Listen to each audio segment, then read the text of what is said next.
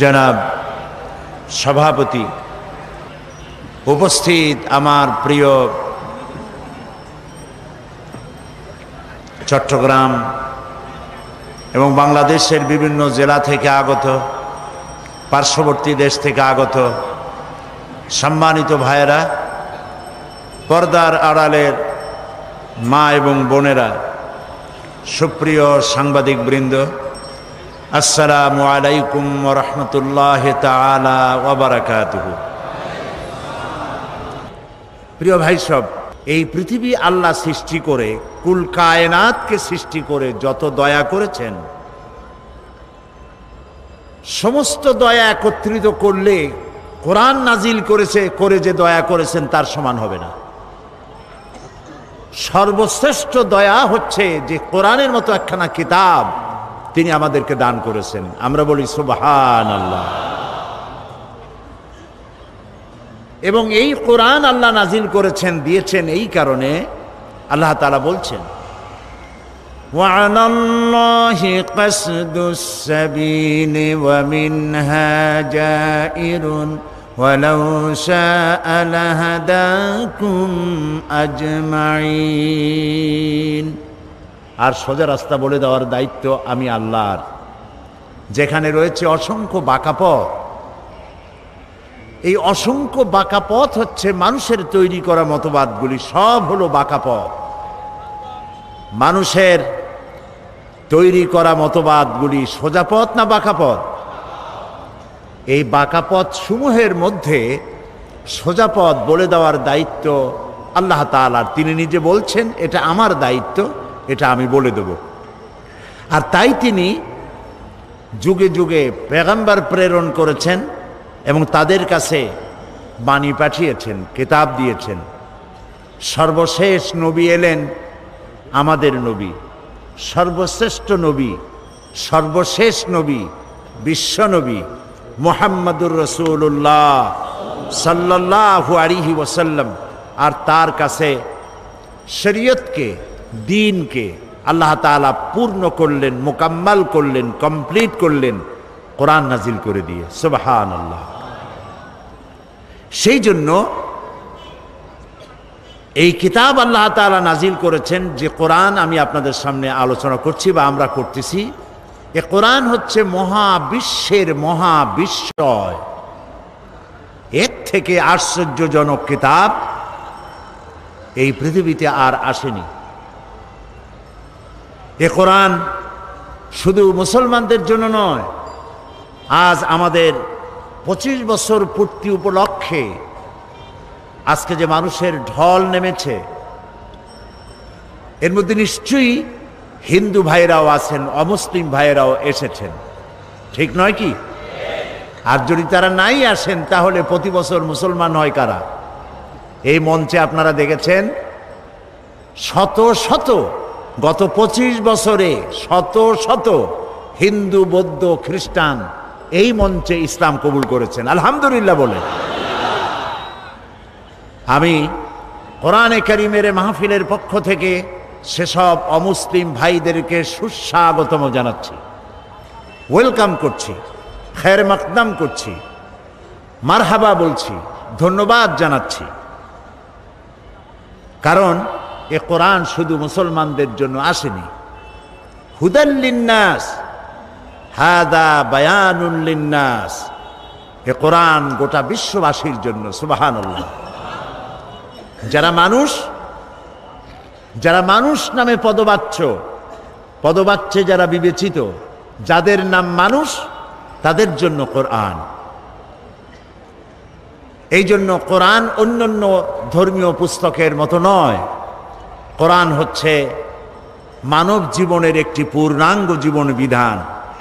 এ কোরআন যখন নাজিল হয়, আর নবী করিম সাল্লাল্লাহু আলাইহি ওয়াসাল্লাম যখন এটা পড়তেন, তখন তৎকালীন কাফেরেরা নবী করিম সাল্লাল্লাহু আলাইহি ওয়াসাল্লামকে পাগল বলতো, জেনে ধরা রুগী বলতো, নাউজুবিল্লাহ। এখন নবীকে যদি পাগল বলা হয়, জেনে ধরা রুগী বলা হয়, তাহলে আঘাতটা লাগে কোথায়? আল্লাহর অস্তিত্বে আঘাত লাগে।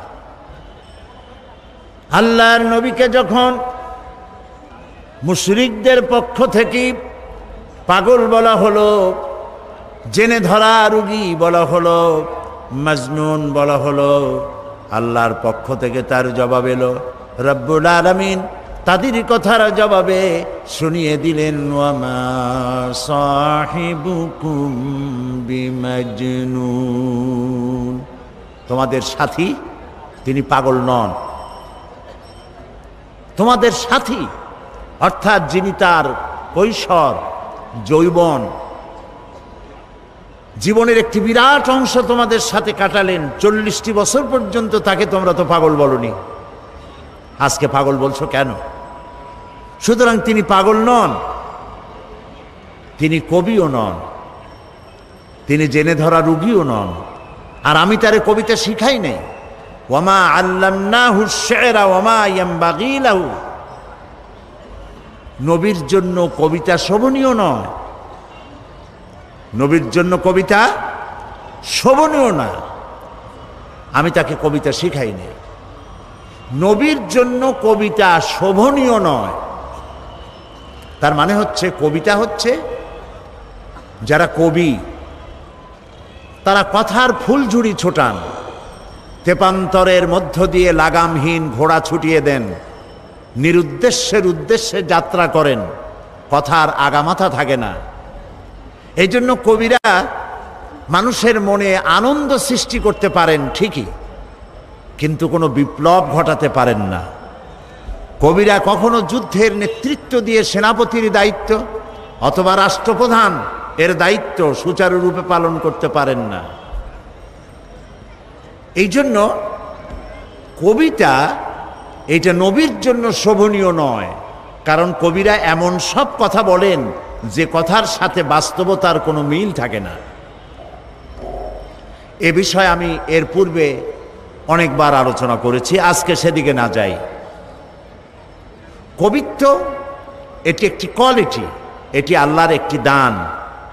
কেউ তো কবিতাকে আল্লাহর শ্রেষ্ঠত্ব, মহানত্ব, তার বিশালত্ব এগুলি প্রচারের জন্য কাজে লাগায়, কথা বুঝতে পেরেছেন? আর কেউ তো কবিতা দিয়ে মানুষকে অশ্লীলতার দিকে আকৃষ্ট করে। সুতরাং কবিতা বা কবিত্ব একটি প্রতিভা, কিন্তু সেই প্রতিভা কোনো পূর্ণাঙ্গ প্রতিভা এমন নয় যা জাতি গঠনে কোনো বিপ্লবী ভূমিকা রাখতে পারে। এই জন্যে আল্লাহ রাব্বুল আলামিন বলছেন যে আমি আমার নবীকে কবিতা শিখাই নাই এবং কবিতা তার জন্য শোভনীয় নয়। নবী করিম সাল্লাল্লাহু আলাইহি ওয়াসাল্লাম যখন কোরআনের এই দাওয়াত দিচ্ছিলেন সমাজে, এই দাওয়াত যখন দিচ্ছিলেন, যেহেতু তিনি যখন কোরআন পড়তেন লোকেরা মনে করতো এটা বুঝি কবিতা। আপনি যদি কোরআন তাড়াতাড়ি পড়েন তাহলে মনে হবে যেন আপনি প্রবন্ধ পড়ছেন, আর যদি প্রতি আয়াতে থেমে থেমে পড়েন মনে হবে যেন আপনি কবিতা পড়ছেন। এটা ঠিক কিনা বলেন? দেখুন, আর রহমান আল্লামাল কুরআন খলাকাল ইনসান আল্লামাহুল বায়ান। থেমে থেমে পড়লাম মনে হলো যেন কবিতা। আবার যদি একসঙ্গে পড়ে যান, আর রহমানু আল্লামাল কুরআন খলাকাল ইনসান আল্লামাহুল বায়ান, এভাবে যদি আপনি না থেমে যদি পড়ে যান মনে হবে প্রবন্ধ। আর যদি আয়াতে আয়াতে থেমে থেমে পড়েন আগাগোড়া সূরা ফাতিহা থেকে নাস পর্যন্ত মনে হবে যেন কবিতা পড়ছেন। সুবহানাল্লাহ। এবং এই জন্য কোরআন মানুষের মুখস্থ থাকে বেশি। কোরআন মানুষ মুখস্থ করতে পারে একটি কাব্যিক ছন্দ, একটি কবিতার ছন্দের মতো। এর ভাষা, এর লালিত্য, এর মাধুর্য, এর বাচনভঙ্গি, এর রচনা শৈলী একটা ভিন্ন প্রকৃতি। সে ব্যাপারে আমি কথা বলবো ইনশাআল্লাহ। তো আমরা বলছিলাম যে আল্লাহ তাআলা কোরআন নাজিল করেছেন, কোরআন শিখিয়েছেন মানুষকে। এবং এই কোরআন শিক্ষা দেওয়াটা হচ্ছে আল্লাহ তাআলার সৃষ্টি জগৎ মানুষের জন্য সব থেকে বড় দয়ার প্রমাণ। আর এই কোরআন যখন নবী করিম সাল্লাল্লাহু আলাইহি সাল্লাম তেলাওয়াত করতেন, ওরা মনে করতো কবিতা পড়তেছে, জেনে ধরেছে। হযরত ওমর রাদিয়াল্লাহু তাআলা আনহুর সময়ে, তিনি যখন জাহিল ছিলেন সে সময়ের এক ঘটনা, তার ইচ্ছে হলো তিনি নবী করিম সাল্লাল্লাহু আলাইহি সাল্লামকে নির্যাতন করবেন। তাকে খুঁজতে লাগলেন, খুঁজতে খুঁজতে তাকে পেয়ে গেলেন। তিনি মসজিদে হারামের মধ্যে নামাজ পড়ছেন, নামাজে দণ্ডায়মান, তিনি তেলাওয়াত করছেন। এখন হযরত ওমর ভাবলেন যে এখন তো নামাজ পড়তেছে, এখন কিছু করব না, নামাজটা শেষ হোক, তারপরে যেভাবে হয় আচ্ছা তরে মারধর করব, নির্যাতন করব। নবী করিম সাল্লাল্লাহু আলাইহি সাল্লাম তেলাওয়াত করতেছিলেন, আর এই তেলাওয়াত হযরত ওমর শুনতেছিলেন। তার হৃদয়ের মধ্যে প্রতিটি আয়াত যেন গ্রথিত হচ্ছিল। তিনি অবাক হলেন, ভাবলেন মুহাম্মদ সাল্লাল্লাহু আলাইহি ওয়াসাল্লাম নিঃসন্দেহে তাকে কোনো জেন এইসব কথা শিখিয়ে দেয়, নইলে যিনি জীবনেও লেখাপড়া করেন নাই, স্কুলে যান নাই, কলেজে যান নাই, পড়াশোনা করেন নাই, নাম লিখতে পারেন না, পড়তে জানেন না, নাম সই করতে পারেন না, এত সুন্দর করে বলেন কি করে? নিশ্চয়ই কোনো জেনে শিখায়। হযরত ওমর বলেন, আমি যখন এই চিন্তা করছি মনে মনে, জেনের শেখানো কথা হবে বোধহয়, তখন তিনি নামাজের ভেতরে যা পড়লেন তাতে আমার মনে হলো যেন আমার কথার তিনি জবাব দিলেন। কি পড়লেন? হযরত ওমর যখন এই চিন্তা করতেছিলেন, নবীজি তার তেলাওয়াতের মধ্যে এক পর্যায়ে তিনি তেলাওয়াত করলেন, ইন্নাহু লাকাউলু রাসূলিন কারীম। নিশ্চয়ই এক বার্তাবাহকের বর্ণনা, এক সম্মানিত বার্তাবাহকের বর্ণনা। হযরত ওমর চিন্তা করলেন, আমি যে মনে করেছিলাম জেনের কথা, এটা তো তারই জবাব হলো যেটা জেনের কথা নয়, এটা এক মহান বার্তাবাহকের বর্ণনা। তাহলে জেনের কথা যদি না হয়, তাহলে এটা তো ঠিক যে মুহাম্মদ সাল্লাল্লাহু আলাইহি সাল্লাম ফাঁকে ফাঁকে তলে তলে নিজে কোন ফাঁকে যেন কবি হয়ে গেছে, নইলে মিলায় মিলায় বলেন কি করে? হযরত ওমর বলেন, আমি যখন মনে মনে ভাবলাম নবীজি কবি হয়ে গেছেন, মুহাম্মদ সাল্লাল্লাহু আলাইহি ওয়াসাল্লাম কবি হয়ে গেছেন, তখন তিনি নামাজের ভেতরে যা তেলাওয়াত করলেন আমি বুঝলাম আমার কথার জবাব পেয়ে গেছি। তিনি পড়লেন, ওয়ামা হুয়া বিকাউলি শাইরিন কালিলাম মা তুমিনুন। না না না, এটা কোনো কবির কথা নয়, তোমরা খুব কমই বিশ্বাস স্থাপন করে থাকো। হযরত ওমর মনে মনে ভাবলেন, মনে করেছিলাম কবি, কিন্তু কবি না, গণক। তা না হলে আমার মনের কথা বুঝলো কেমনে? হযরত ওমর যখন মনে মনে ভাবলেন মুহাম্মদ সাল্লাল্লাহু আলাইহি সাল্লাম শুধু কবি নন, গণক হয়ে গেছেন,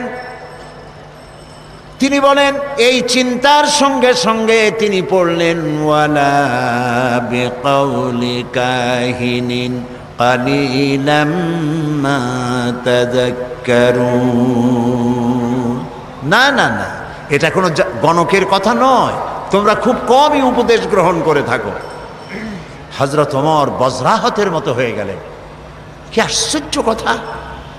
যা চিন্তা করি তার জবাব আসে নামাজের মধ্যে দিয়ে, কি সাংঘাতিক! এটা জেনের কথা নয়, এটা কবির কথা নয়, এটা গণকের কথা নয়, তবে এটা কি? হযরত ওমর বলেন, আমি যখন মনে মনে ভাবলাম তবে এটা কি, অমনি জবাব এলো, তিনি নামাজের ভিতরে পড়লেন, তানজিলাম মির রাব্বিল আলামিন। এটি মহান আল্লাহ রাব্বুল আলামিনের বাণী, যিনি তামাম জাহানের পালনেওয়ালা রব, তার কাছ থেকে নাজিলকৃত এটি কিতাব। সুবহানাল্লাহ। হযরত ওমর বললেন, আমার মনে হলো যেন ইসলাম তার নিজস্ব আসন আমার কলিজার মধ্যে গেড়ে বসতেছে। প্রিয় ভাই সব, কোরআন নাজিল হতে থাকলো, নবী করিম সাল্লাল্লাহু আলাইহি সাল্লাম মুখস্থ করতে লাগলেন। আর আল্লাহ তাআলা দুনিয়ার মানুষকে শুনিয়ে দিলেন, এই যে কোরআন, এ সবটা আল্লাহর বাণী। জোরে সোরে একবার বলেন তো, এটা কার বাণী? মানুষের যেন কোনো সন্দেহ না থাকে, এই জন্য রব্বুল আলামিন বলছেন, ওয়া মা ইয়ানতিকু আনিল হাওয়া ইন হুয়া ইল্লা ওয়াহিয়ুন ইউহা। আমার নবী কোরআনের ব্যাপারে যা বলেন সব আমার নাজিলকৃত কথা, আমার ওহী তিনি বলেন, নিজের থেকে বানায়া তিনি কিছুই বলেন না।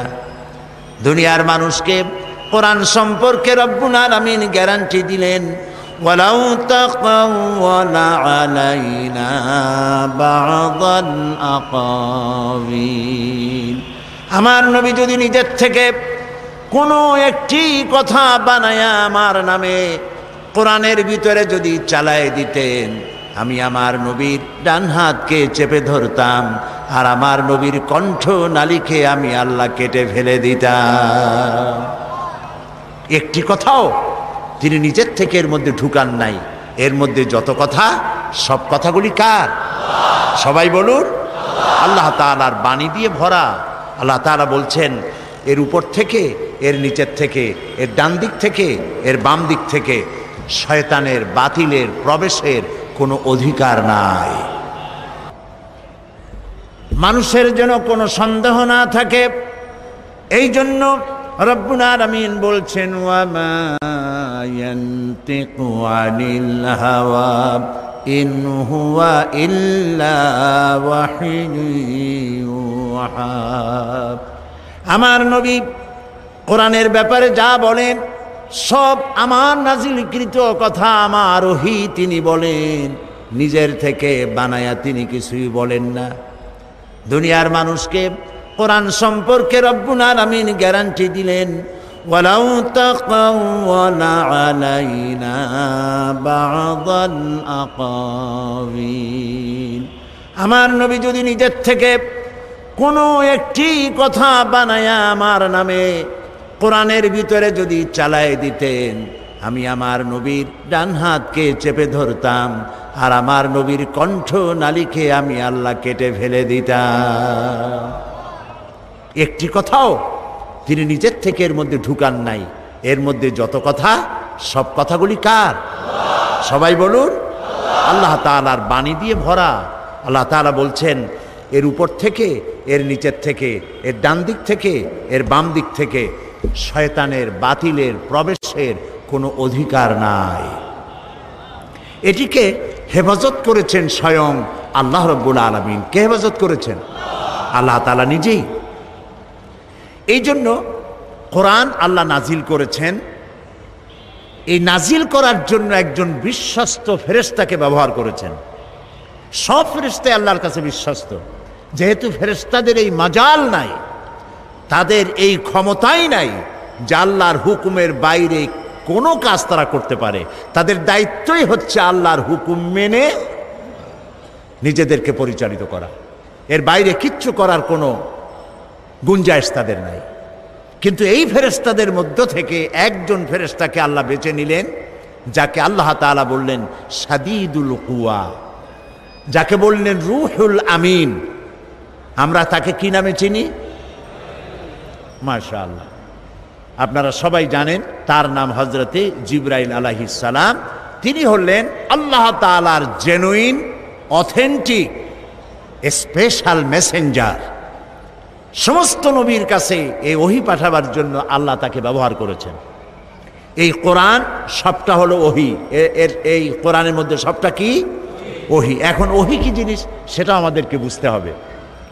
ওহী শব্দের অর্থ হলো ইশারা করা, কোনো জিনিসের ভাব উদ্রেক করে দেওয়া, মনের মধ্যে কোনো ভাবের উদ্রেক করে দেওয়া, ইশারা করে দেওয়া।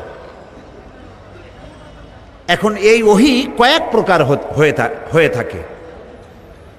এই ওহীর কথা কোরআন শরীফে বলা হয়েছে, মৌমাছির কাছেও আল্লাহ ওহী করেছেন।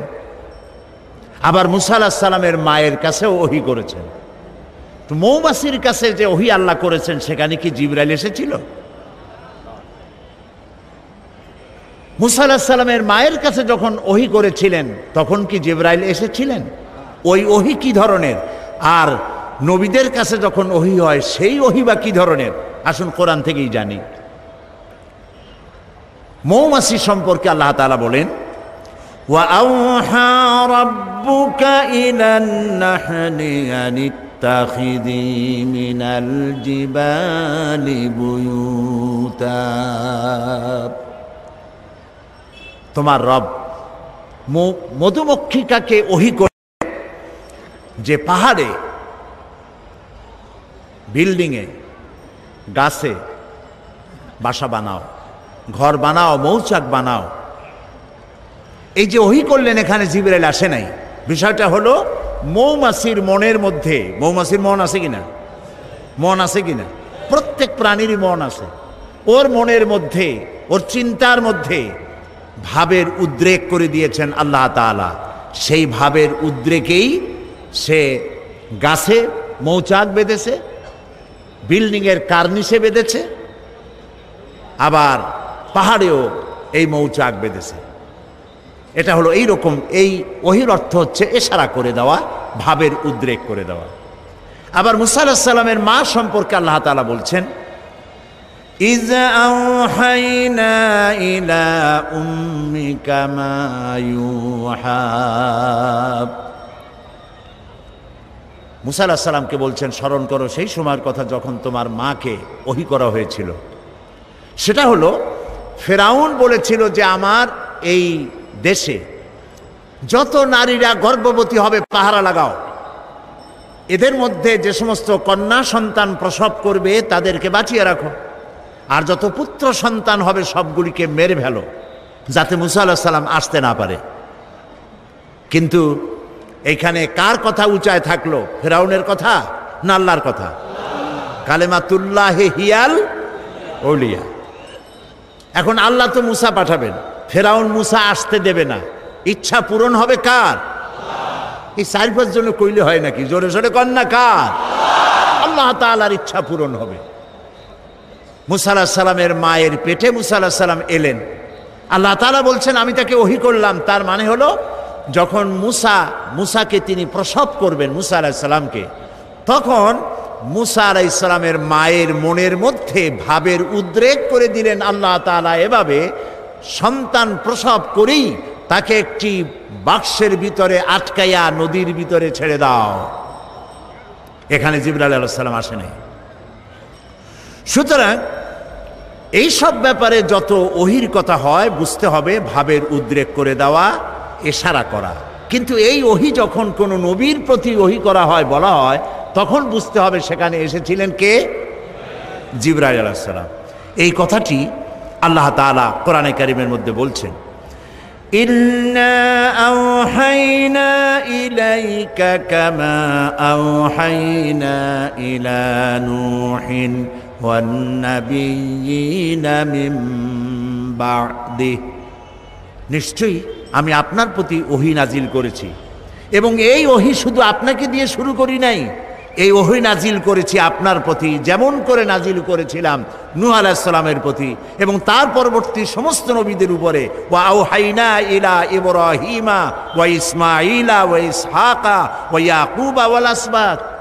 এবং এইভাবে করে ইব্রাহিম, ইসমাঈল, ইসহাক, ইয়াকুব আলাইহিমুস সালাম এবং তার আওলাদদের প্রতি যত নবী হয়েছে প্রত্যেক নবীর কাছে আমি ওহী পাঠাইছি জিবরাইলের মাধ্যমে। আচ্ছা, জিবরাইলকে না দিয়া আল্লাহ তাআলা নিজে বললে অসুবিধা কি হইতো? প্রশ্ন উঠতে পারে।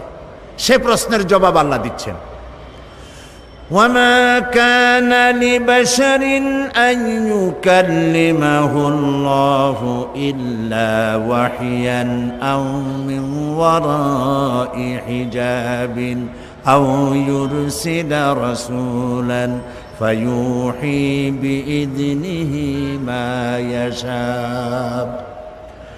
আল্লাহ তাআলা বলেন এটা কখনোই সম্ভব নয় যে আল্লাহ রাব্বুল আলামিন কোনো মানুষের মুখোমুখি হয়ে, কোনো মানুষের সামনাসামনি হয়ে তিনি কথা বলবেন। এটা আদৌ সম্ভব নয়। আল্লাহ তাআলা কোনো মানুষের সামনাসামনি কথা বলবেন, এটা আদৌ সম্ভব নয়। কারণ আল্লাহ তাআলা বলেছেন লা তুদরিকুহুল আবসার, কোন দৃষ্টি শক্তি আমাকে তার দৃষ্টির সীমার ভেতরে পরিব্যাপ্ত করতে পারবে না। সুবহানাল্লাহ কইতে ইচ্ছা করে না? মূসা আলাইহিস সালাম বলেছিলেন রব্বি আরিনি, আয় আল্লাহ আমি তোমারে দেখতে চাই। আল্লাহ তাআলা সাফ একটি জবাব দিয়েছেন লান তারানি, কখনো দেখতে পারবে না। মূসা আলাইহিস সালাম খুব আদুরে নবী ছিলেন, বেশি আদরের ছিলেন। তিনি যখন বেশি বেশি দেখতে চাইলেন, আল্লাহ তাআলা বললেন তাহলে একটি পরীক্ষা হোক, টেস্ট হোক, দেখতে পারবা কিনা তার একটা টেস্ট হতে হবে। আল্লাহ তাআলা তার সম্মুখ থেকে ৭০,০০০ পর্দা ভেতর দিয়ে সামান্য নূরের তেজাল্লি নিক্ষেপ করলেন পাহাড়ের প্রতি। ডাইরেক্ট তিনি তো দেখতে পারবেনই না, পাহাড়ের উপরে নূর ফেলেছেন, সেই নূরকে তিনি বরদাস্ত করতে পারেন নাই। মূসা আলাইহিস সালাম বেহুশ হয়ে জমিনে পড়ে গিয়েছেন।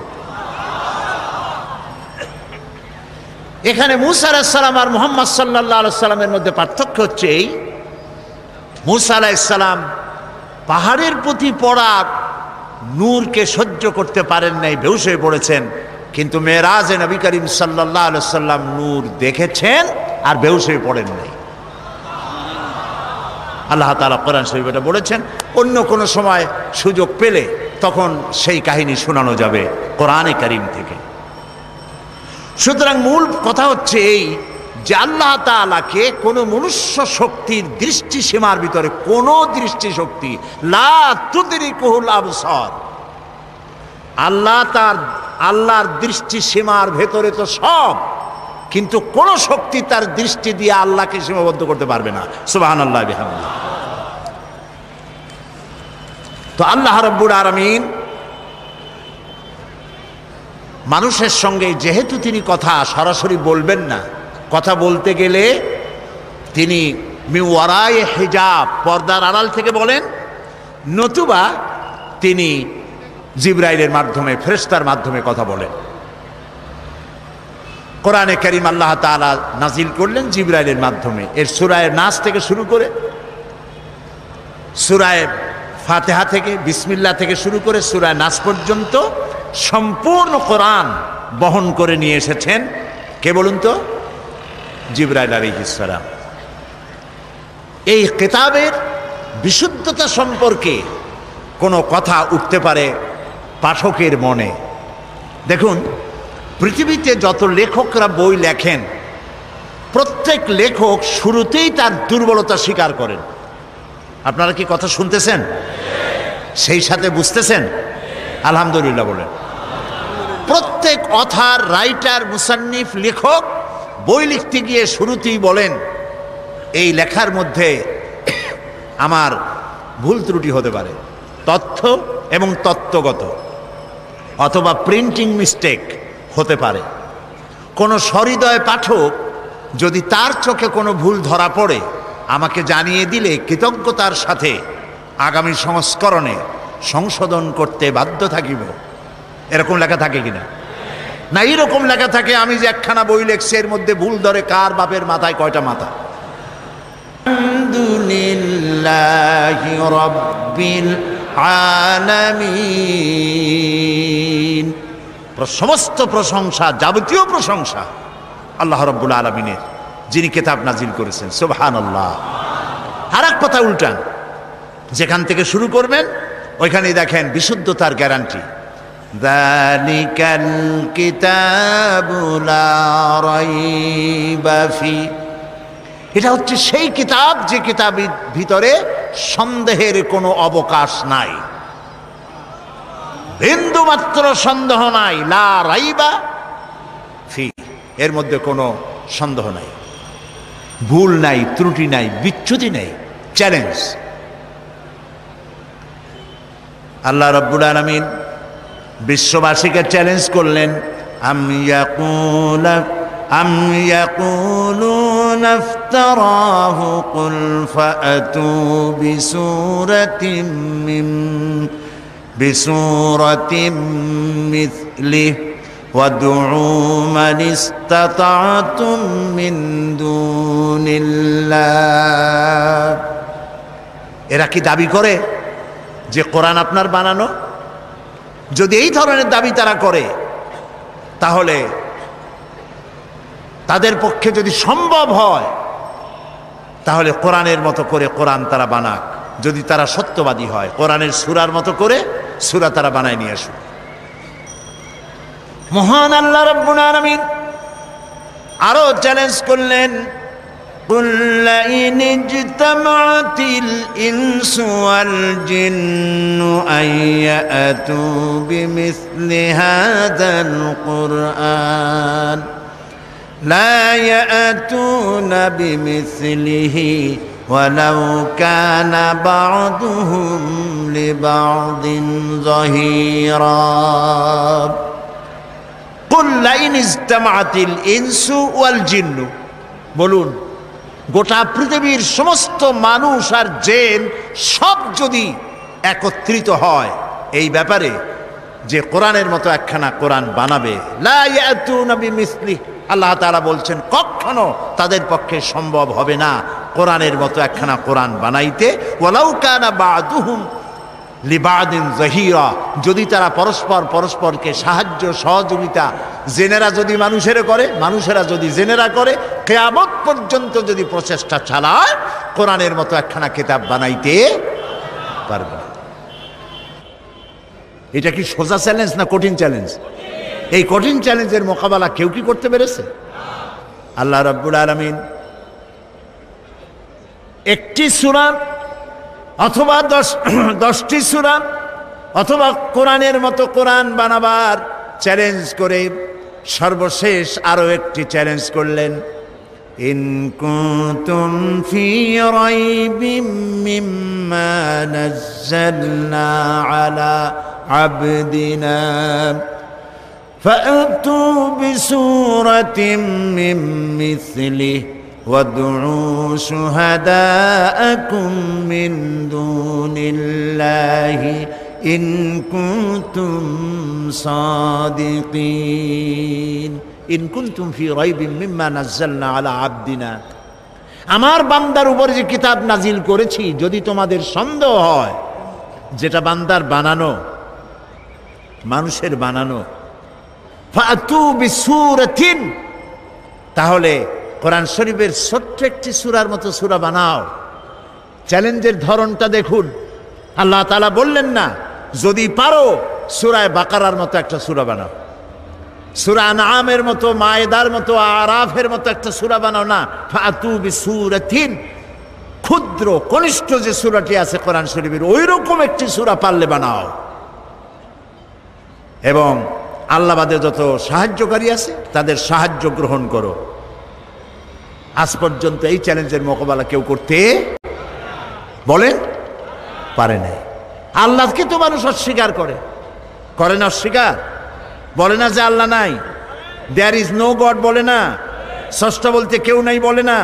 এরকম পাগল ছাগল দুনিয়ায় আছে যারা বলে স্রষ্টা বলতে কেউ নাই বলে, কিন্তু এ কথা কেউ বলে না যে কোরআন শরীফ এটা মানুষের বানানো, এটা বলে না কেউ। আপনারা শুনছেন নাকি কেউ বলেছে কোরআন মানুষের বানানো? বলে না। কেন বলে না? কারণ হলো এরা জাতে মাতাল হলেও তালে ঠিক আছে। ওদের চিন্তা যে যদি বলি এটা মানুষের বানানো তাহলে যারা শুনবে তারা এসে পাড়ায় ধরবে, বলবে বেটা তুইও তো মানুষ, পারলে বানা কোরআন শরীফ একটু দেখা। মুসাইলামায়ে কাজ্জাব নবুয়তের দাবি করলো আর তাকে চেপে ধরলো উম্মতেরা। উম্মত তো কিছু পাইয়াই গেছিল, তাকে চেপে ধরা হলো যে নবী হইলেন তাই এতদিন নবী হয়েছেন, একটা সূরা আমরা পাইলাম না, এটা কেমন কথা? মুহাম্মদ সাল্লাল্লাহু আলাইহি সাল্লামের উপরে এত সূরা আসে নিয়ে কুলাইতে পারেন আর আপনি একটাও দিতে পারলেন না। সে কয় যে দেখো আমি কেবল না নবী হইলাম, জিবরাইল একটু আসবে তো আসতে দাও। তো ধীরে ধীরে একদিন বলল যে হ্যাঁ আমার কাছে এবার একটা সূরা দিয়ে গেছে, গভীর রাত্রে জিবরাইল আসছিল, সূরাটা দিয়ে গেছে। কি সূরা? কয় যে ভালো সূরা। তো শুনান আমাদেরকে। সবাই আগ্রহ নিয়ে বসে আছে কি একখান সূরা শুনাইবে। তো তো শুনাইলো ইন্না আ'তাইনাকাল আকআক ফাসাল্লি লিরাব্বিকা ওয়াজআক ইন্না শানিয়াকা হুয়াল আবলাহ। উম্মতেরা কয় কি সাংঘাতিক সূরা, পড়লে তো কাইসে মরে যাব। আরে ওর অর্থ কত বেকায়দা, এটা কোনো অর্থ হইল? ইন্না আ'তাইনাকাল আকআক, আমি তোমাকে হুতুম পেঁচা দান করছি। নবীও যে কায়দার, পাখিও সেই কায়দার। ফাসাল্লি লিরাব্বিকা ওয়াজআক, অতএব তুমি তোমার রবের উদ্দেশ্যে চিৎকার মারো। ইন্না শানিয়াকা হুয়াল আবলাক, কারণ তোমার শত্রুরা হবে সাদা এবং কালো রঙের।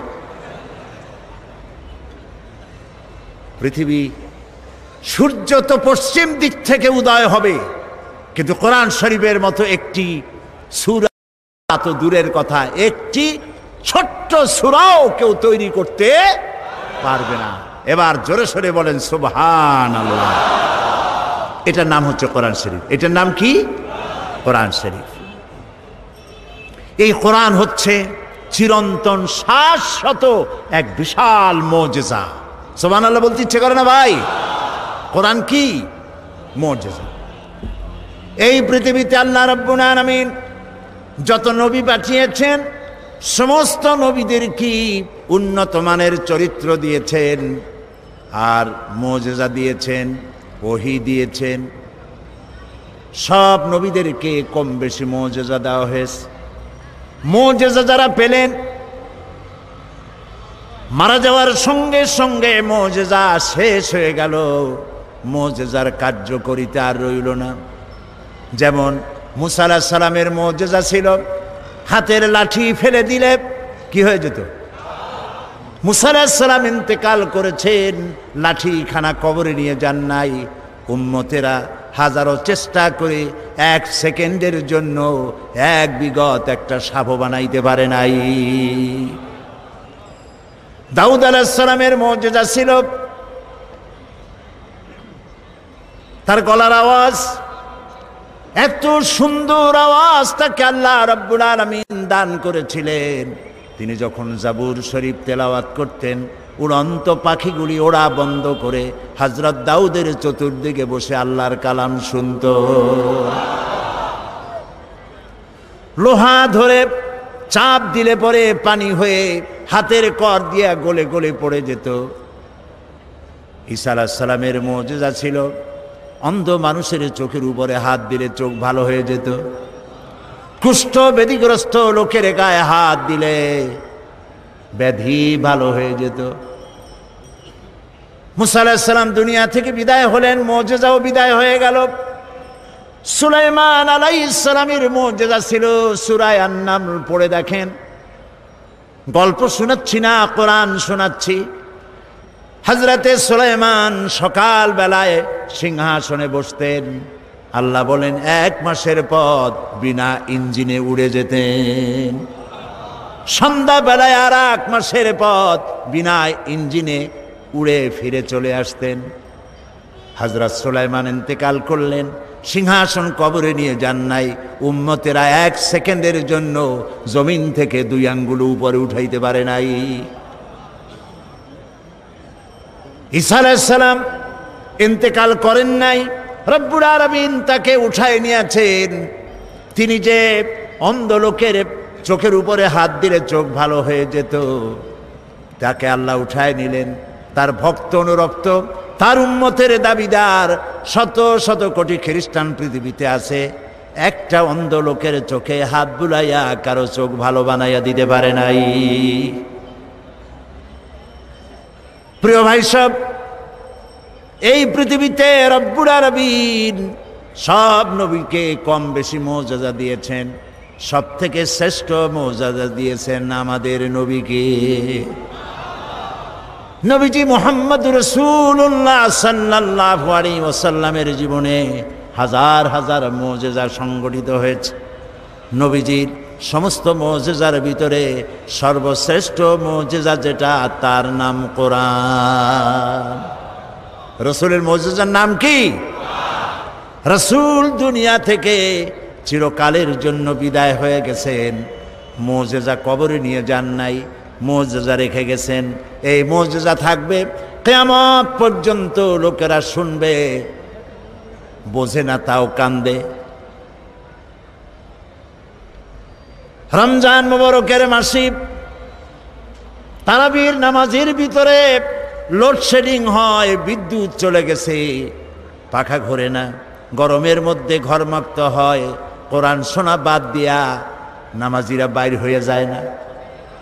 সারা পৃথিবী জুড়ে সব থেকে বেশি যে কিতাব পড়া হয়েছে তার নাম কোরআন শরীফ। আজও কোরআন শুনে কাফের বেঈমান ইহুদি খ্রিস্টান মুসলমান হয়ে যায়, পড়ে লা ইলাহা ইল্লাল্লাহু মুহাম্মাদুর রাসূলুল্লাহ। শ্রেষ্ঠ মুজিজা, সুবহানাল্লাহ বলে। সারা বিশ্বের চিরবিস্ময় এই কোরআনকে আল্লাহ রাব্বুল আলামিন নাজিল করে হেফাজতের ব্যবস্থা করেছেন। আল্লাহ রাব্বুল আলামিন বলেন, ইন্না নাহনু নাযালনা যিকরা ওয়া ইন্না লাহু লাহাফিজুন। কোরআন নাজিল করেছি আমি আল্লাহ, আর এর সংরক্ষণের সবটুকুন দায়িত্ব আমি গ্রহণ করেছি। কোরআন হেফাজতের দায়িত্ব কার? আল্লাহ হেফাজত করছে। মানুষের সিনার ভিতরে এটাকে বদ্ধমূল করে দিয়েছেন। আল্লাহু আকবার। ছোট্ট ছোট্ট বাচ্চারা মুখস্থ করে, এতটুকু এতটুকু বাচ্চা 7 বছর 8 বছর বয়স কোরআন শরীফ মুখস্থ করে ফেলাইছে। এটা যদি আল্লাহর না হতো তাহলে কি সম্ভব ছিল ভাই? সম্ভব ছিল না। প্রতি রমজান মাসে, বুখারীর হাদিস, প্রতি রমজান মাসে জিবরাইল আলাইহিস সালাম নবী করিম সাল্লাল্লাহু আলাইহি ওয়াসাল্লামের কাছে আসতেন আর বলতেন, এ পর্যন্ত যতটুকু নাজিল হয়েছে আমাকে পড়ে শোনান। নবী করিম সাল্লাল্লাহু আলাইহি ওয়াসাল্লাম তেলাওয়াত করে শোনাইতেন আর জিবরাইল আলাইহিস সালাম শুনতেন। এরপরে হযরত জিবরাইল বলতেন, ইয়া রাসূলুল্লাহ, এবার আমি পড়ি, আপনি শোনেন। এটা এই জন্য করতেন যাতে করে আল্লাহর কালাম মুখস্থ করার ব্যাপারে কোনো ভুল ত্রুটি হয়ে না যায়। দেখেন না, রমজান মাস আসার আগে হাফেজ সাহেবরা একজন আরেকজনের শুনাইতে থাকে যাতে ইয়াদে কোনো রকম সর্বনাশ না হয়। 3 পারা দিয়ে 7 পারায় না ঢোকে, 9 পারা দিয়ে 13 পারায় না যায়। এই জন্য হাফেজ 2 জন রাখা লাগে মসজিদে, যেহেতু পিছনে তো আপনারা বুঝবেন না যে কোন জায়গাতে কোন সর্বনাশ হয়ে গেল। ঠিক কিনা বলেন? নবী করিম সাল্লাল্লাহু আলাইহি ওয়াসাল্লামের কাছে যে বছর নবী করিম সাল্লাল্লাহু আলাইহি ওয়াসাল্লাম ইন্তেকাল করবেন, তার জীবনের শেষ রমজানে হযরত জিবরাইল এলেন, এসে বললেন, ইয়া রাসূলুল্লাহ, গোটা কোরআন শরীফ পুরাটা আপনি আমাকে তেলাওয়াত করে শোনান। তিনি তেলাওয়াত করলেন, জিবরাইল শুনলেন। জিবরাইল বললেন, এবার আমি পড়ি, তেলাওয়াত করি, আপনি শোনেন।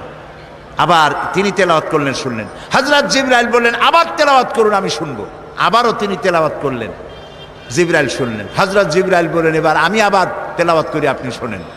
নবী করিম সাল্লাল্লাহু আলাইহি ওয়াসাল্লামের ইন্তেকালের বছর শেষ রমজানে হযরত জিবরাইল 2 বার শুনাইছেন এবং হযরতে রাসূল 2 বার হযরতে জিবরাইলকে শুনিয়েছেন।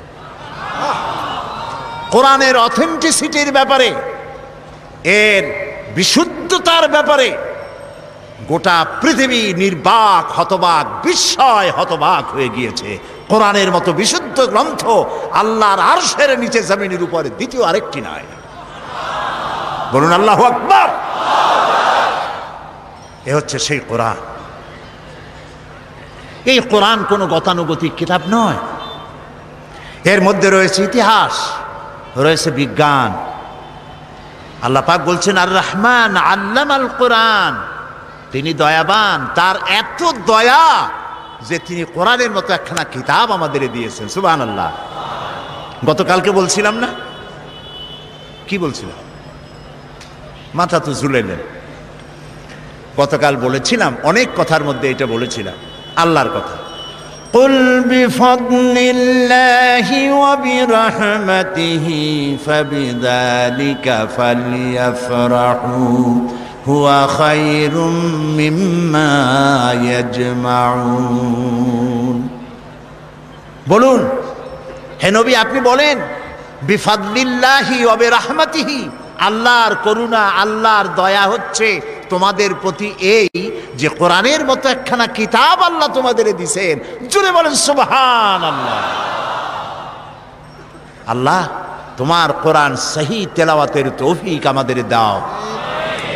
আল্লাহ তোমার কোরআন বোঝার তৌফিক তুমি আমাদের দাও। হায় আল্লাহ তোমার কোরআন প্রতিষ্ঠার আন্দোলনে আমাদের সকলকে শামিল করে দাও। কোরআন, এতে রয়েছে ইতিহাস, এতে রয়েছে দর্শন, ভূগোল, খগোল, নৃতত্ত্ব, ভূতত্ত্ব, এতে রয়েছে জিওমেট্রি, ম্যাথামেটিক্স, অ্যালজেব্রা, এতে রয়েছে পৌরবিজ্ঞান, সমাজবিজ্ঞান, এতে রয়েছে স্বরাষ্ট্র, পররাষ্ট্র নীতি, রয়েছে অর্থনীতি, রয়েছে রাজনীতি, সব নীতি রয়েছে এর মধ্যে। কিন্তু রাজনীতি আছে বলে কোরআন কোনো রাজনীতির কিতাব নয়। ভাইরা বুঝতেছেন আপনারা? রাজনীতি আছে বলে কোরআনকে কি আমরা বলবো? কখনো বলবো না। কোরআনে বিজ্ঞান আছে তাই বলে আমরা এটা বিজ্ঞানের কিতাব বলবো না। কোরআনে অর্থনীতি আছে বলে এটাকে আমরা অর্থনীতির কিতাব বলবো না। তবে কি বলবো? আমরা বলবো এই পৃথিবীর মানব গোষ্ঠী তাদের জীবন পরিচালনার জন্যে যত নীতি প্রয়োজন, সকল নীতির মূল নীতি বিধৃত হয়েছে এই কোরআনের মধ্যে। সব আছে, আল্লাহ তাআলা সব কথা খুলে খুলে বয়ান করে দিয়েছেন। এখন এই যে কোরআন আমরা পেয়েছি আল্লাহর কাছ থেকে, আল্লাহ তাআলা আমাদের দিয়েছেন, এই কোরআন শুধু নামাজ রোজার কথা বলেনি।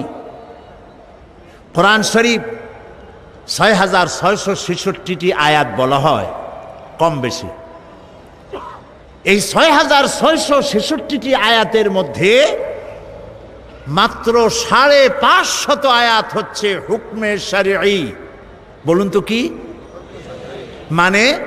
আদেশ নিষেধ, শরীয়তের বিধান সংক্রান্ত আয়াতের সংখ্যা ৫৫০। একটু ভাবুন, একটু চিন্তা করেন, মজা পাবেন। তো ৬৫০০ আয়াতের মধ্যে যদি ৫৫০ আয়াত হয় আদেশ আর নিষেধ, বাকি আয়াতগুলি কি তা কি কখনো চিন্তা করার অবকাশ হয়েছে আমাদের? মাথায় কি চিন্তা আসছে? কখনো আসে নাই। কপাল আমাদের এমনি এমনি পড়ে নাই। ইরাকের ভাগ্য এমনি এমনি নষ্ট হয় নাই। Palestine, Kashmir, Chechnya, Bosnia, Somalia, Eritrea, আলজেরিয়ার ভাগ্য এমনি এমনি নষ্ট হয় নাই। নষ্ট হয়েছে আমাদের কারণে। কাদের কারণে? আমাদের কারণে। আমরা কোরআনের কাছের থেকে যখন যাই চোখ বুজে যাই। এক ফকির, সে নাকি বলেছিল, কোন জাতের ফকির জানি না, সে তার স্রষ্টার কাছে বলেছিল, স্রষ্টা আমি তো গরিব ফকির, তোমায় তো সব কিছুই দিতে পারো, তা আমাকে যদি তুমি একটু ধনসম্পদ দিতে, যা দিয়ে আমি জীবনে খয়রাত না করে পারি, ভিক্ষা না করে পারি, এরকম যদি একটু কিছু দিতা। তার দোয়া মঞ্জুর হয়ে গেল। এখন তার জন্য স্রষ্টা ব্যবস্থা একটা করলেন। ওই ফকির রাস্তা দিয়ে বাড়ি আসতেছে, বাড়ির কাছাকাছি এসে চিন্তা করলো, আচ্ছা অন্ধরা রাস্তা হাঁটে কেমনে, কেমনে তারা পথ চেনে, একটু দেখি তো কিভাবে অন্ধরা চোখ না থাকলে কি কষ্টটা তাদের হয়। চোখ বুঝা বাড়ি যাওয়ার রওনা করছে। প্রতিমধ্যে একটা বস্তার মতো পায়ে ঠেকলো। সে গালি দিল, কোথার বস্তার বেটা, বস্তা, একটা বস্তা ভালাই ধুইছে, থর আর জাগা পাইল না, রাগ করে গালাগালি দিয়ে বাড়ি চলে আসলো। অনেকদিন পর সে দোয়া করলো যে আল্লাহ, হে আমার স্রষ্টা, দোয়া তো কবুল হইল না। স্রষ্টা স্বপ্নে জানাইলো, তোমারে তো আমি দিছিলাম, কিন্তু তুমি তোমার ভাগ্য পাও দিয়ে আর ঠেলে ফেলেছ। সব জায়গায় চোখ খুলে আসছো, যেখানে মণিমুক্তা ভরা বস্তা রাখছিলাম ওই জায়গায় চোখ বুঝাইতে গেছো। এই পৃথিবীতে মানুষের, মুসলমানেরা তাদের স্বাধীনতা, সার্বভৌমত্ব, তাদের ইজ্জত, তাদের সম্ভ্রম, তাদের নেতৃত্ব, তাদের কর্তৃত্ব, তাদের প্রভুত্ব পৃথিবীর উপরে প্রতিষ্ঠিত করে দেবে যে কোরআন, সেই কোরআনের ব্যাপারে তারা অন্ধ। সব বোঝে, কোরআন বোঝে না। বিমল মিত্রের কড়ি দিয়া কিনলাম বই, এত বড় বই, আগাগোড়া পড়তে মাথায় যন্ত্রণা হয় না। শরৎচন্দ্র, বঙ্কিম, রবীন্দ্রনাথের রচনাবলী এত বড় বড় সব পড়ে, মাথায় যন্ত্রণা হয় না। কিন্তু কোরআনে কারিমের অনুবাদ সহ পড়তে গেলে মাথায় যন্ত্রণা, পেটে গ্যাস্ট্রিক, চোখের মধ্যে জ্বালা করে, কানের মধ্যে সনসন করে, তাই তকদিরও ঠন ঠন করে। এই তকদিরকে যদি আমরা তকদির খুলতে চাই, ভাগ্য বদলাতে চাই, এই কোরআনের বিকল্প আকাশের নিচে জমিনের উপরে কিচ্ছু নাই। প্রিয় ভাই সব, এই কোরআন এমন এমন ঘটনা বর্ণনা করেছে যা ষষ্ঠ শতাব্দীর দুনিয়া এর কিছুই জানতো না। এ কোরআন অবশ্য কিছু কিছু ঘটনা ইহুদিদের কিতাব এসছে, কিন্তু তা অতিরঞ্জিত, বিকৃত হয়ে এসেছে। আল্লাহ পাক ওহীর মাধ্যমে নবী করিম সাল্লাল্লাহু আলাইহি সাল্লামকে ইতিহাস শিখাইছেন, ইতিহাস জানিয়েছেন। আদম আলাইহিস সালাম, নূহ আলাইহিস সালাম, ইব্রাহিম আলাইহিস সালাম, ফিরাউন, নমরুদ ইত্যাদির ইতিহাস, রাসূলকে সঠিক ইতিহাস কে শিখাইছে বলেন? আল্লাহ রাব্বুল আলামিন বলেন, তিলকা মিন আম্বাইল গায়বি নূহিহা ইলাইকা মা কুনতা তা'লামুহা আনতা ওয়ালা কওমুকা মিন ক্বাবলি হাদা। এটা হলো সেই অজ্ঞাত ঘটনা বলি, যা আপনি এ সম্পর্কে কিছুই জানতেন না, আপনিও জানতেন না, আপনার কওমও জানতো না। আমি ওহীর মাধ্যমে সঠিক ঘটনাগুলি আপনাকে জানিয়ে দিয়েছি। হযরত ইউসুফ আলাইহিস সালামের ঘটনা বর্ণনা করে আল্লাহ পাক বলছেন, যালিকা মিন আম্বাইল গায়বি নূহিহি ইলাইকা ওয়া মা কুনতা লাদাইহিম ইয আজমাউ আমরাহুম ওয়া হুম ইয়ামকুরুন। এটা হলো সেই ঘটনা যা আমি ওহীর মাধ্যমে আপনাকে জানিয়েছি, ইউসুফ আলাইহিস সালামের ঘটনা। অথচ তার ভাইরা যখন ঐক্যবদ্ধভাবে তার বিরুদ্ধে ষড়যন্ত্র করতেছিল, তখন আপনি সেখানে উপস্থিত ছিলেন না। আমি ওহীর মাধ্যমে প্রাগ ঐতিহাসিক এসব ঘটনা আপনাকে জানিয়ে দিয়েছি। আল্লাহ রাব্বুল আলামিন হযরত মূসা আলাইহিস সালামের ঘটনা রাসূলকে কোরআনের মাধ্যমে শোনাচ্ছেন আর বলছেন, وَمَا كُنْتَ بِجَانِبِ الْغَرْبِيِّ إِذْ قَضَيْنَا إِلَى مُوسَى الْأَمْرَ وَمَا كُنْتَ مِنَ الشَّاهِدِينَ। আর সিনাই পর্বতের পশ্চিম প্রান্তে মূসা আলাইহিস সালামকে আমি যখন তাকে নির্দেশাবলী দিয়েছিলাম, আপনি সেখানে উপস্থিত ছিলেন না। আমি ওহীর মাধ্যমে আপনাকে সে ঘটনাও জানিয়েছি।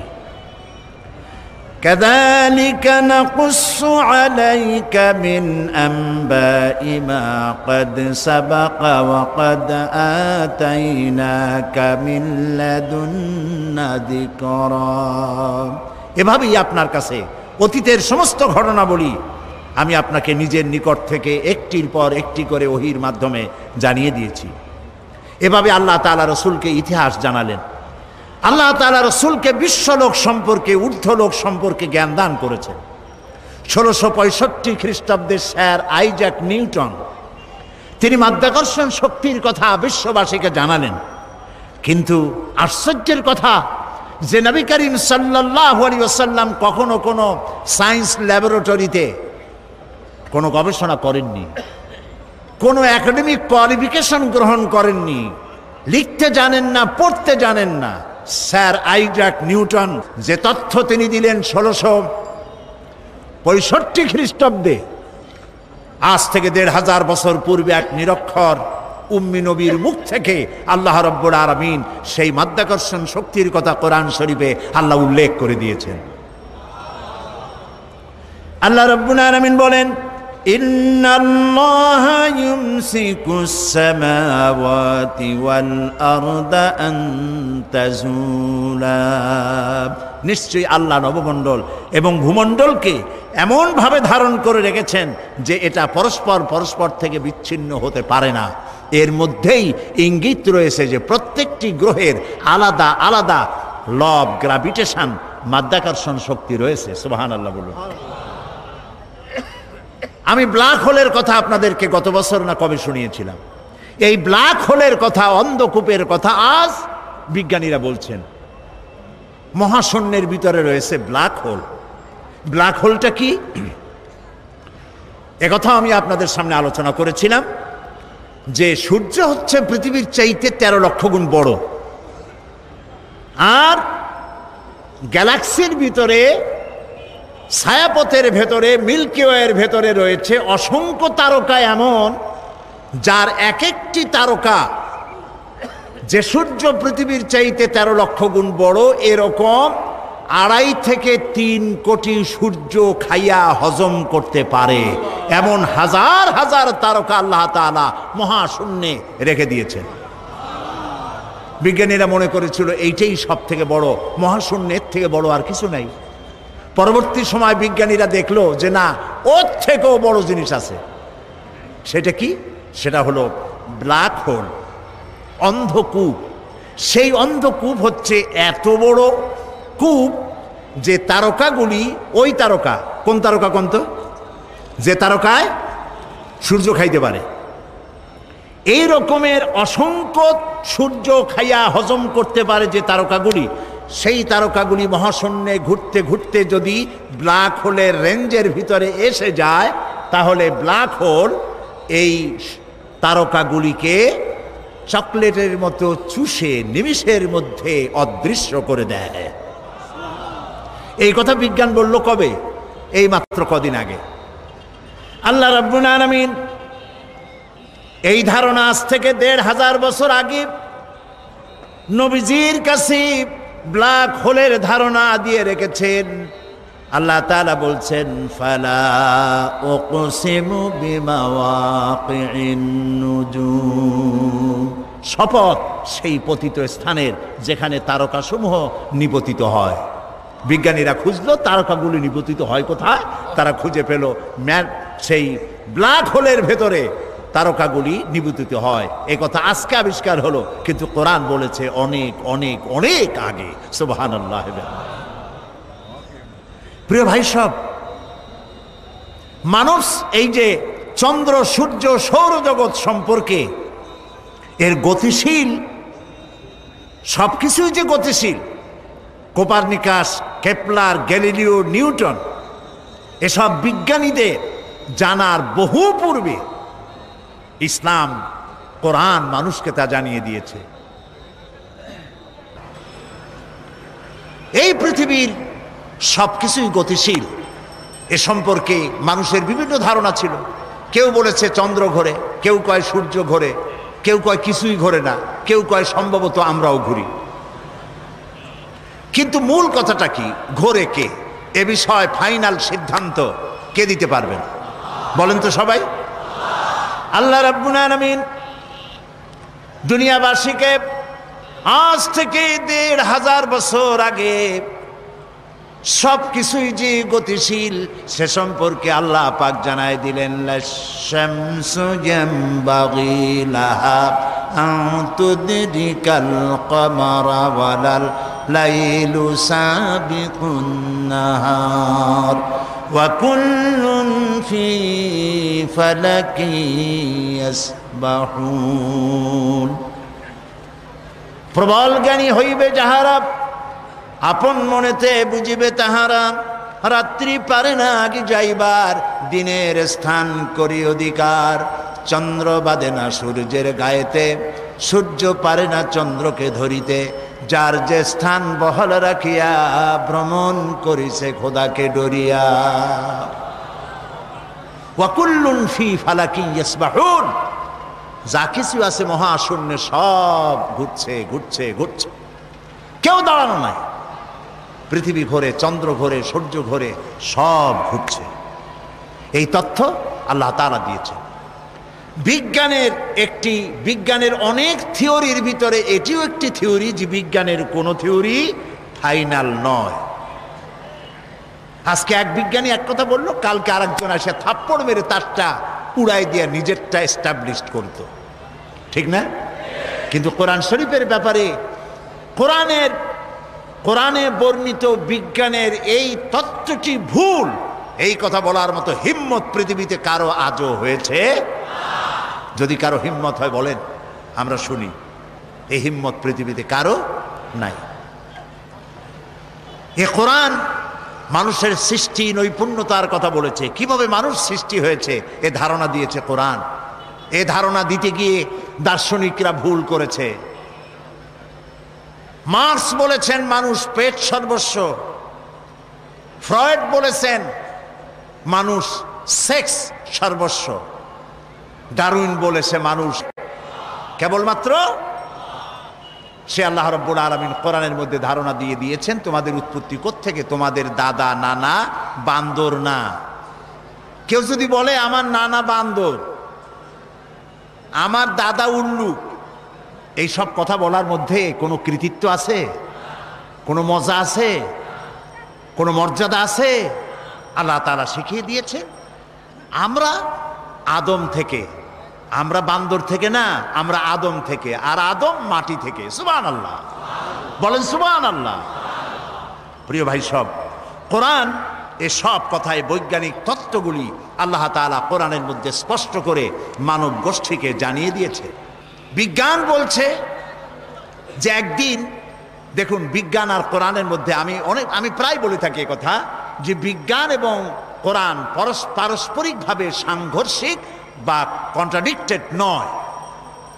যেখানে কন্ট্রাডিকশন সৃষ্টি হয় সেখানে প্রাধান্য দিতে হবে কাকে? কোরআনকে। তবে একথা আমি স্বীকার করি, বিজ্ঞানের আবিষ্কার যত বাড়বে কোরআন বোঝা মানুষের জন্য তত সহজ হবে।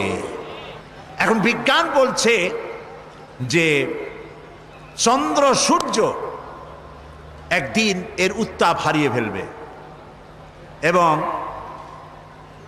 চাঁদে কোনো আলো থাকবে না, সূর্যে কোনো আলো থাকবে না, এমন এক সময় আসবে। কে বলল? বিজ্ঞান বলল। বিজ্ঞানের আজকের এই বক্তব্য ১৫০০ বছর আগে আল্লাহ রাব্বুল আলামিন কোরআনে কারীমের মাধ্যমে নবীজিকে জানায় দিয়েছেন, ইয়াসআলু আইয়ানা ইয়াউমুল কিয়ামা فإذا برق البصر وخسف القمر وجمع الشمس والقمر। আল্লাহ তাআলা বলেন, এরা রাসূলকে জিজ্ঞেস করে যে কিয়ামত কবে হবে। আল্লাহ তাআলা বলেন, নবীজি আপনি বলে দেন যেদিন মানুষ তার দৃষ্টি শক্তি ঝলসে যাবে আর চাঁদে কোনো আলো থাকবে না, সূর্যেরও একই অবস্থা হয়ে যাবে। চাঁদ এবং সূর্যের আলো থাকবে না, এই কথা আজকে বলতেছে বিজ্ঞানীরা, কিন্তু আল্লাহ তাআলা ১৫০০ বছর আগে কোরআনে কথা বলে রেখেছেন। ইযাস শামসু কুবিরাত ওয়া ইযান নুজুমুন কাদারাত ওয়া ইযাল জিবালু সুজ্জিরাত। যেদিন সূর্যে কোনো আলো থাকবে না, নক্ষত্রগুলো স্থানচ্যুত হয়ে যাবে আর পাহাড়গুলো সরে যাবে। কিয়ামতের কথা জিজ্ঞাসা করা হলে পরে আল্লাহ রাব্বুল আলামিন এ জবাব দিয়া দিলেন, সূর্যেও আলো থাকবে না, চাঁদেও আলো থাকবে না, সব কিছু শেষ হয়ে যাবে। এবং বিজ্ঞানীদের মতে প্রকৃতি, সমস্ত প্রক্রিয়া একদিন বন্ধ হয়ে যাবে। এই প্রকৃতি, এই সূর্য চন্দ্রের চলাচল, এই সমুদ্র মহাসমুদ্রের জোয়ার ভাটা, এই পৃথিবীর চলমান সভ্যতা, এর সব কিছু একদিন শেষ হয়ে যাবে, বিজ্ঞানীরা বলছে। কিন্তু এই সব বক্তব্য আজ তারা বলছে বা কিছুদিন আগে বলছে। এবার আল্লাহ কি বলছেন দেখুন, কোরআনে কারীমের মাধ্যমে আল্লাহ তাআলা বিশ্ববাসীকে ১৫০০ বছর পূর্বে জানায় দিয়েছেন, কুল্লু মান আলাইহা ফানি ওয়া ইয়াবকা ওয়াজহু রাব্বিকা যুল জালালি ওয়াল ইকরাম। বিশ্ব যা কিছু আছে সব ধ্বংস হয়ে যাবে, একমাত্র অবশিষ্ট থাকবেন তিনি, যিনি এই সব কিছুকে সৃষ্টি করেছেন। তার অস্তিত্ব ছাড়া আর সব শেষ হয়ে যাবে। সুতরাং বিজ্ঞান যা কিছু আমাদেরকে বলেছে তার বহুলাংশে আল্লাহ তাআলা কোরআনে কারীমের মধ্যে এই তত্ত্বগুলি আমাদেরকে জানিয়ে দিয়েছেন। আজ যে উদ্ভিদের কথা বলা হচ্ছে, উদ্ভিদ সম্পর্কে গবেষণা চালিয়ে বিজ্ঞানীরা বলছেন, এই সিদ্ধান্তে তারা উপনীত হয়েছেন যে প্রকৃতির মধ্যে উদ্ভিদ হচ্ছে মানুষের সব থেকে বড় বন্ধু।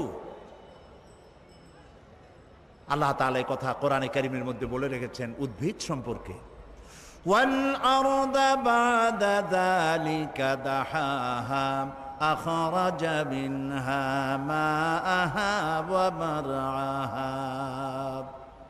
আল্লাহ তাআলা অতবার তিনি জমিনকে বিস্তার করে দিয়েছেন এবং এর দ্বারা তিনি উদ্ভিদ উদ্গত করে দিয়েছেন।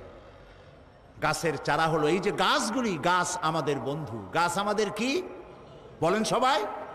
গাছ আমাদের বন্ধু। আমাদের বন্ধু, সেই জন্য এদের প্রাণ সংহার করি আমরা চোখ বুজিয়া। গাছ আমাদের বন্ধু। সারা দিন সারা রাত অহরহ পৃথিবীর মানুষ এবং প্রাণী জগৎ বাতাস থেকে বিশুদ্ধ অক্সিজেন গ্রহণ করে, আর নাক থেকে সবগুলিকে কার্বন ডাই অক্সাইড করে বের করে দেয়। পরিবেশ নষ্ট হয়ে যায়, বিষাক্ত হয়ে যায়। এই বিষাক্ত পরিবেশকে পরিশুদ্ধ করার জন্য পৃথিবীর মানুষের কোনো ফ্যাক্টরি নাই, কলকারখানা নাই। আল্লাহ তাআলা গাছ বানিয়েছেন। এই গাছ গুল্মলতা তৃণলতার রং হলো সবুজ, আর এই সবুজের কাজ হচ্ছে, এই সবুজের খাদ্য হলো আমাদের জন্য যেটা বিষ, সবুজের জন্য সেটা খাদ্য। আমাদের ছেড়ে দেওয়া কার্বন ডাই অক্সাইড তারা গ্রহণ করে, এবং সূর্যের উত্তাপ, সূর্যের আলো আর গ্রিন রং দুটোতে মিলে এক প্রকারের রন্ধন ক্রিয়ার মধ্য দিয়ে সারা রাত বসে এটাকে তারা আবার অক্সিজেন বানায়া শূন্যের ভিতরে ছেড়ে দেয়, যা দিয়ে জগৎবাসী বেঁচে থাকে। সুবহানাল্লাহ। এই জন্য আপনি প্রয়োজনে তো গাছের পাতা ছিঁড়বেন, কিন্তু বিনা প্রয়োজনে আপনি প্রয়োজনে গাছ কাটবেন, বিনা প্রয়োজনের গাছের পাতাও ছিঁড়বেন না, কারণ গাছের পাতাগুলি আল্লাহর জিকির করে। মুসলিম শরীফের হাদিসে এসেছে, কেউ যদি একটি গাছ লাগায় সৎ নিয়ত করে, ওই গাছের ফল যত প্রাণীতে খাবে, যত পাখিতে খাবে, মানুষের আশ্রয় নিবে, মানুষের উপকৃত হবে, সদকায়ে জারিয়ার এই সব কিয়ামত পর্যন্ত বৃক্ষ যে লাগিয়েছিল তার আমলনামায় লেখা হবে। সুতরাং গাছ কাটবেন বেশি না লাগাবেন বেশি? বলেন কি করবেন বেশি? বেশি করে লাগাবেন, বেশি করে লাগাবেন। নবী করিম সাল্লাল্লাহু আলাইহি সাল্লাম যখন যুদ্ধে যেতেন তখন কয়েকটি কথা সাহাবায়ে কেরামদেরকে শুনিয়ে দিতেন। এক নম্বরে বলতেন, অসুস্থ, বৃদ্ধ, নারী, শিশু এই লোকদের উপরে হস্তক্ষেপ করবে না, অত্যাচার করবে না। 2 নম্বর